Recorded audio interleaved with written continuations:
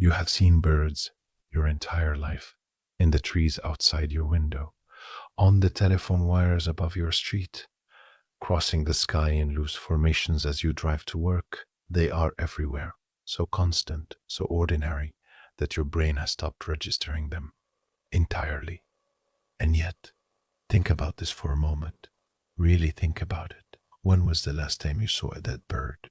Not a bird hit by a car, not a bird in a nature documentary. A dead bird, just lying there in your yard, on the sidewalk, in the park where you walk your dog. A bird that simply stopped. You're struggling to remember, aren't you? That's the strange thing. Because birds are dying right now, as you watch this, all around you, in the trees above your head, in the bushes lining your street, in the patch of grass behind your local school. And yet the bodies are almost never there when you look. Something is happening to them. Something you've never once questioned. Because the absence of something is the hardest thing in the world to notice. The answer, it turns out, is stranger than almost anyone expects. The numbers that make this impossible to ignore.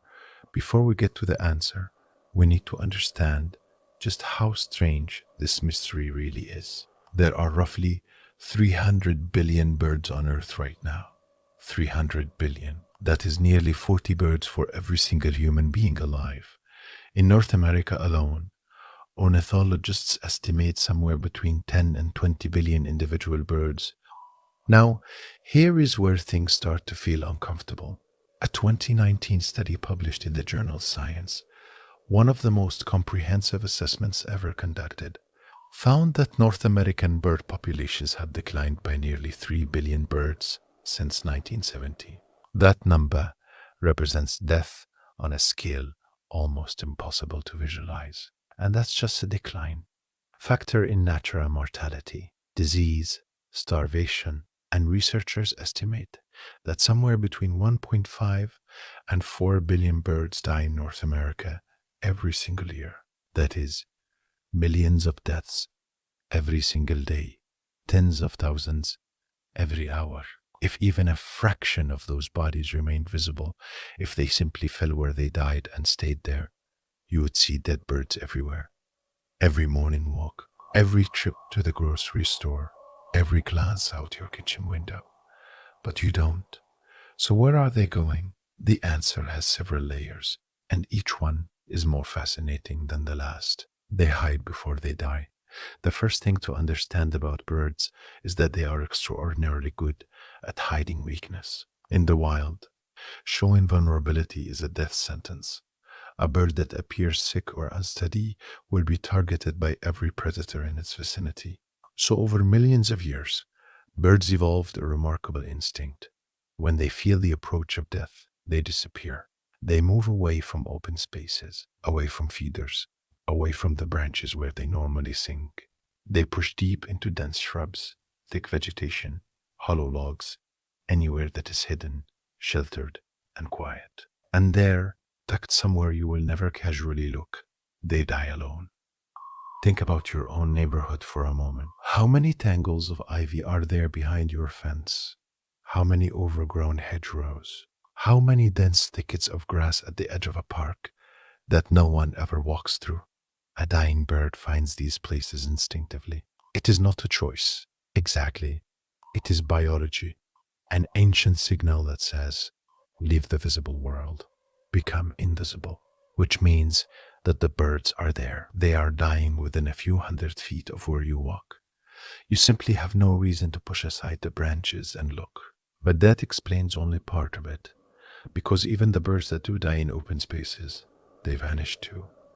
And that is where things get darker, the night shift you never see.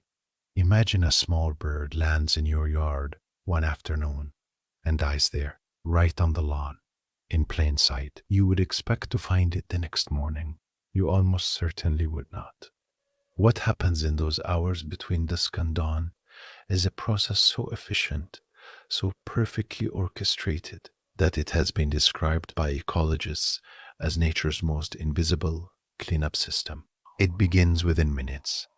Flies, which can detect the scent of death from extraordinary distances, arrive first.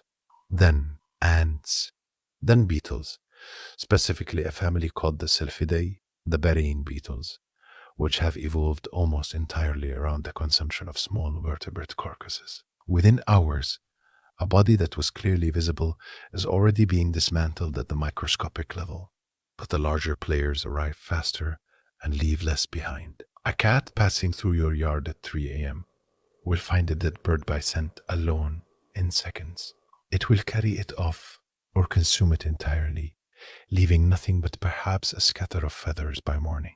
A raccoon, a fox, an opossum moving through the darkness along the fence line.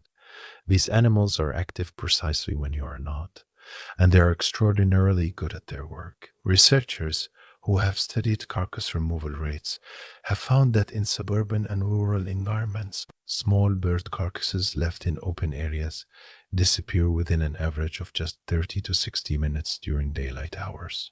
At night, it can be faster. The evidence is gone before you ever had a chance to find it. But there is a third reason. One that removes the body before it even becomes a body. There was never a body to begin with. Here is something most people never consider. Many birds never reach the ground at all. A hawk hits a sparrow mid-flight, not over a field, not in some remote wilderness, but above your street, above your parking lot, in the air above the park, where children play, and what falls to earth is nothing. The sparrow was already gone, carried up and away before your eye could process what it saw. Ornithologists who study avian predation have noted for decades that aerial predations, hawks, falcons, owls, are so efficient that the prey simply ceases to exist as an observable object. There is an explosion of feathers, sometimes a brief disturbance in the air, and then nothing. And consider this, not every bird dies of age or illness. A significant portion of bird mortality, particularly among small songbirds, is the direct result of predation, which means that a large fraction of all bird deaths leave absolutely no physical trace in any location you could ever visit. The bird was there, and then it wasn't, and nowhere on the ground will you find any sign that it ever existed. Three mechanisms working together, each one erasing the evidence before the next one even needs to act. But here's what I haven't told you yet, because the strangest part of the story isn't about what happens to the body. It's about whether other birds know. So now you know. The birds are retreating before death arrives, disappearing into the dense, hidden parts of the world your eyes never reach. The scavengers are working through the night, quietly erasing the evidence before sunrise. And the predators are taking birds clean out of the air, leaving nothing behind at all. Three systems, running simultaneously, right outside your window. Every single day. None of it is hiding from you on purpose. Nature has no interest in mystery. It is simply doing what it has always done, recycling, transforming, moving forward with a quiet efficiency that asks for no audience and leaves no trace. The next time you walk outside, you will not look at an overgrown hedge the same way, or the thick ivy along the back fence, or the tangle of branches at the edge of the park that nobody ever touches.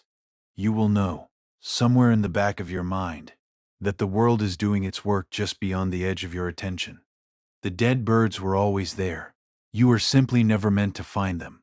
If this changed the way you see something ordinary, share it with one person. Subscribe if you want to keep finding the things hiding in plain sight. And if there's something you've always half wondered about, leave it in the comments. The next mystery might start with you. The world is stranger than it looks. It always has been. You worked inside the parts of the ark. The world is stranger than it looks. It always has been.